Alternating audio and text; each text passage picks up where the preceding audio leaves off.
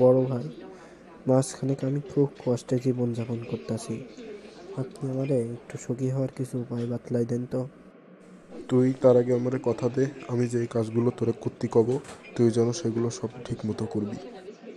ঠিক আছে বড় ভাই, আপনি দ্রুত আমাকে কাজগুলো বলেন, আমি ইনশাল্লাহ করার চেষ্টা করব।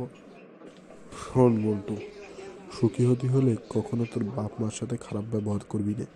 তোর বাপ মা যেটা কবি সেটা শুনবি। যদি ভুলও কয় তাও তাকার মুখের উপর কখনো কথা কবি না।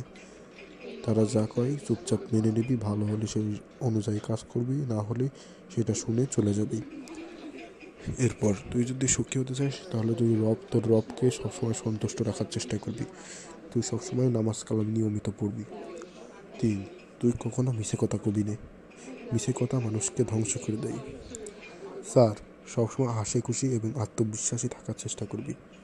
5, আল্লাহর নাম নিয়ে যে কোনো কাজ করলে ইনশাল্লাহ তুই অবশ্যই সফল হবি। এর জন্য তুই চেষ্টা করবি। বড় ভাই, আমি এই কাজগুলো করলে কি সত্যি সুখী হতে পারবো? ইনশাআল্লাহ।